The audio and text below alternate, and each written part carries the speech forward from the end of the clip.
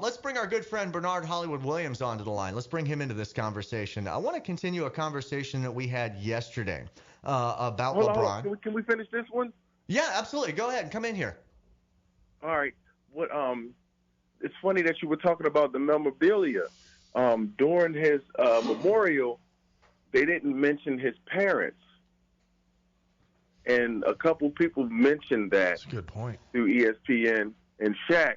And, word on the street was that his parents was trying to sell some of his memorabilia behind his back, and they wasn't on good terms.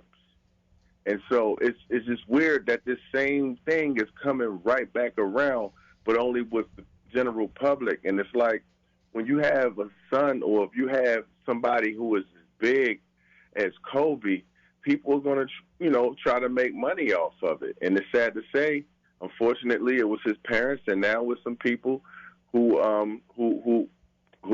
have gotten close, who have some things. Remember, O.J. Simpson, he went back to prison. He didn't go to prison for the trial that he got off. He went to prison for his own memorabilia that somebody had taken from him, who was a good friend of his, and that was trying to make money off of it. B-Dub, you're on it this morning. Yeah, so it all goes back to when you are a big time and when you are an icon, people are going to make money off of you, and where are the morals at that point? At the same time, these people have been around him. They have tons of memorabilia of him. Some of them probably do.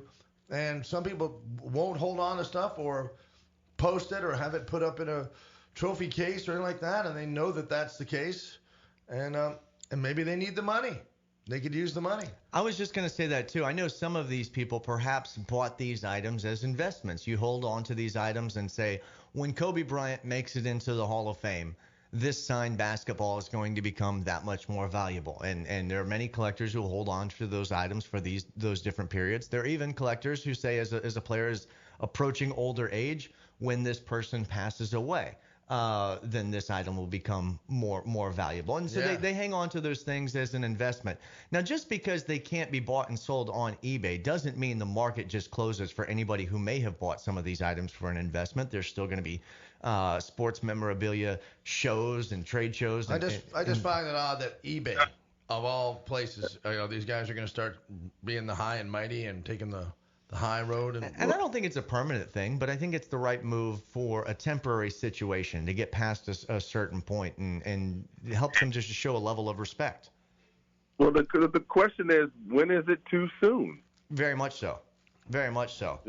How long do you let this go? Do you say, okay, we're just going to block these items for a few months, and then once things kind of cool off, then we'll allow them to come back?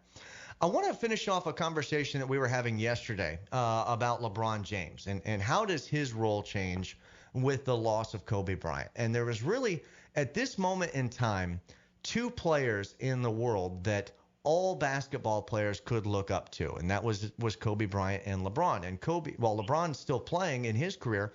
Kobe, in his retirement, had been taking on the role of mentoring many younger players, being a champion for the women's game of basketball, and doing so many things to be an ambassador of the sport. Now we've lost Kobe. We've lost that super ambassador for the game of basketball. And in my mind, the one guy I'm looking to fill that hole in some part is LeBron James.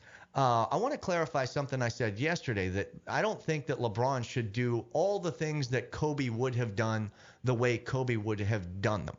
But I think LeBron is starting to feel that sense of responsibility in his own right to do some of those things, but still do those things in his way. And that's what I'm looking to see out of LeBron. We differed about this a little bit yesterday. However, there were some comments that came out from LeBron last night when he was being criticized for being too friendly with younger players, for being too nice to them, trying to teach them during the game.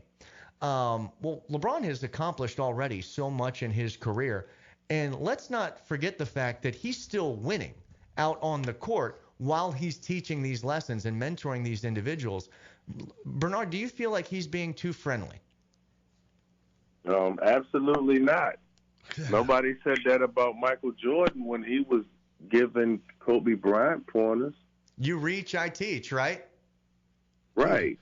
Yeah, I mean, nobody said that about Michael Jordan, and nobody said it about Dr. J when he was teaching Michael Jordan. And if they didn't share, everybody be on them about that.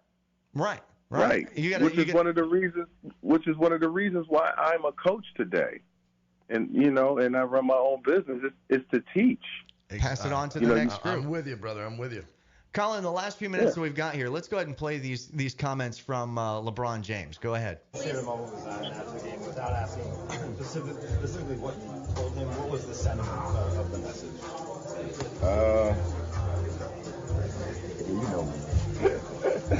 You know me. It's my obligation. It's my job to continue to pass on the game to the guys that's coming in after me.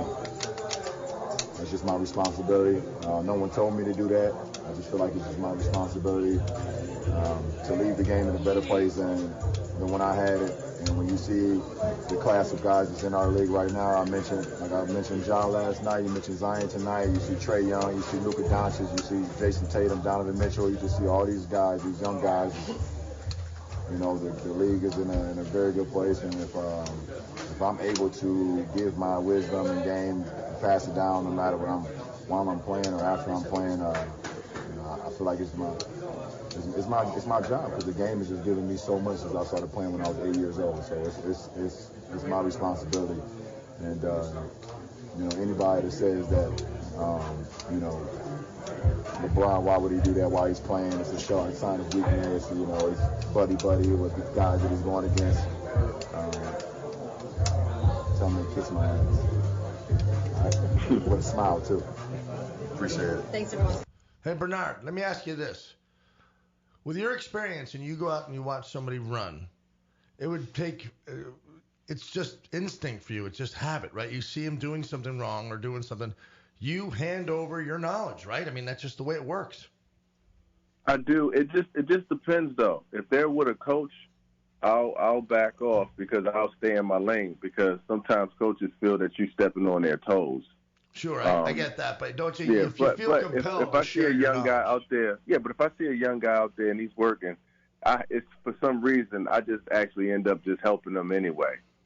This is a big part of my rule number one of why I never run, because if I was to run in somebody like the presence of Bernard Williams, we'd be there all day. Collin, who's our beast of the day? The UConn women's basketball team beat South Florida by 41 in its final regular season game as the member of the AAC. In their 7 seasons in the American Athletic, they finished 118-0, outscoring opponents by 41 a game. Only 2 of those games were settled by single digits. So what was it, 7 seasons? They maintained a perfect record. Now they're headed to the Big East, correct? Mm-hmm.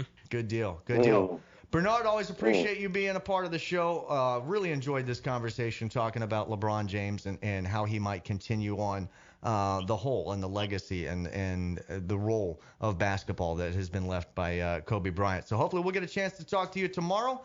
For Collin and Hemo, I'm Robbie Shanks. It's been a pleasure. We'll talk to you in the morning.